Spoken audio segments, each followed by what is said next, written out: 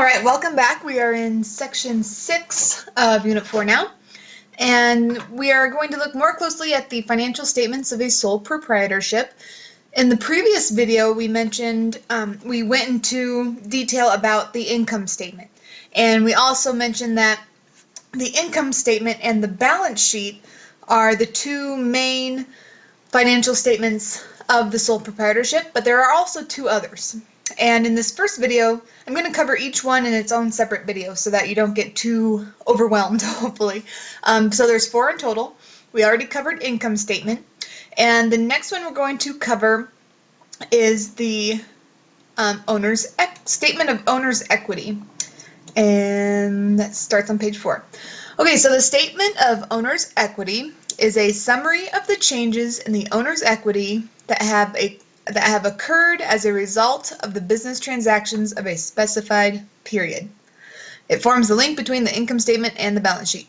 So basically, it's just a summary that shows how owner's equity, or the total monetary value that we own of our business, how that has fluctuated throughout a certain month or year or however long that time period is. So the owner's equity is prepared after the income statement is prepared because the net income or net loss for the period must be reported in the statement. So we need to prepare that income statement first. So what we learned in the previous video, we need to prepare that first so that we can use the net income or net loss from that statement, because we'll need to incorporate that amount into our statement of owner's equity. And so after the income statement, but before the balance sheet, because the amount of owner's equity at the end of the period must be reported on the balance sheet. So we need the income statement first so that we can get our net income or net loss. Then we prepare the owner's equity statement. Okay, and this must be done at the end of the accounting period. So, owner's equity. We should know by now that owner's equity is decreased by expenses of the company and owner's withdrawals of the company. And it's increased by additional investments. So whenever we see, hopefully you're familiar by now with those transactions that say Mr. James invested $50,000 into his business. That's an investment that would increase the monetary value of what we own of our business. Okay, and then also revenues are going to ultimately increase our owner's equity. So we have those temporary revenue accounts, and we're going to talk about closing out those accounts because they're only temporary, and then we transfer those balances over to owner's equity. Same with expenses and withdrawals. Those are temporary accounts, and so when we close those, we're going to transfer those balances again over to owner's equity. So those balances will ultimately decrease owner's equity, and the revenues balances will ultimately increase owner's equity. Okay, we'll skip over these little quizzes. Preparation of the statement of owner's equity. Okay, so here's the steps involved in preparing the statement of owner's equity.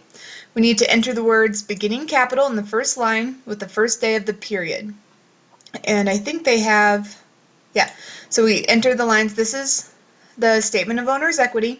So again, we have the who, what, when up at the top in our heading. We create our heading very first, who, what, when. And then step 1 is to enter this line saying beginning capital of March 1st, 2006, or whatever period you're working with. So this is for the period of the month of March. So on day 1 of March, here was our beginning capital. Okay. Step 2, enter the amount of beginning capital in the second column. So step 1 is just writing in those words. Step 2 is recording the actual amount.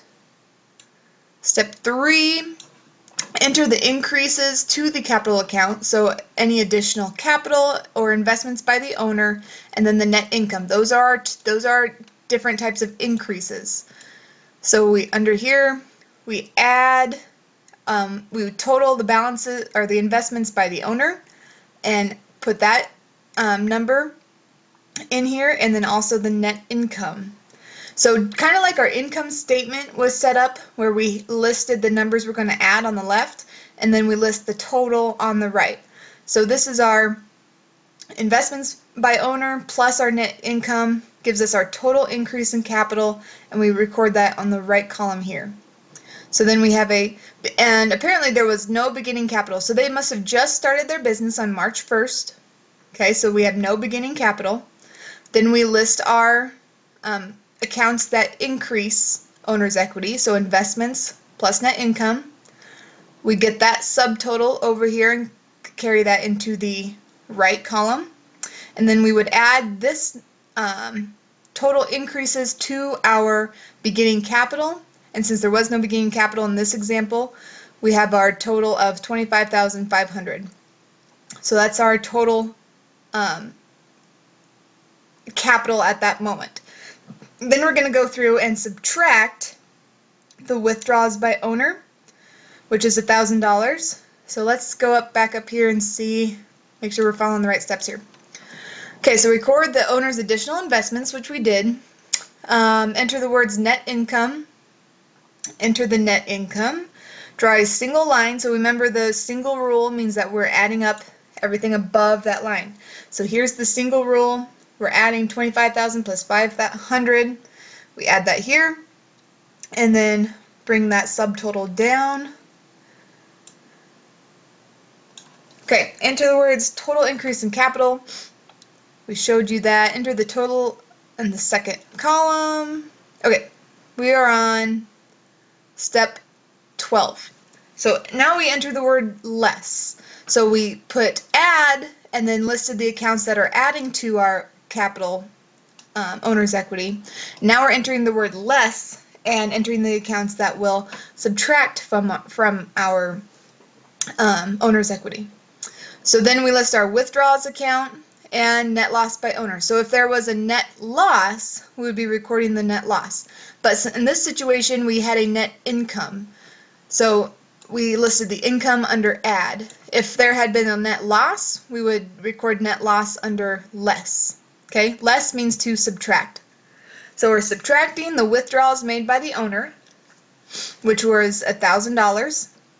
So we're subtracting that from our subtotal of $25,500, subtracting our withdrawals, which gives us an ending capital on March 31st. So again, this was over the entire course of the month.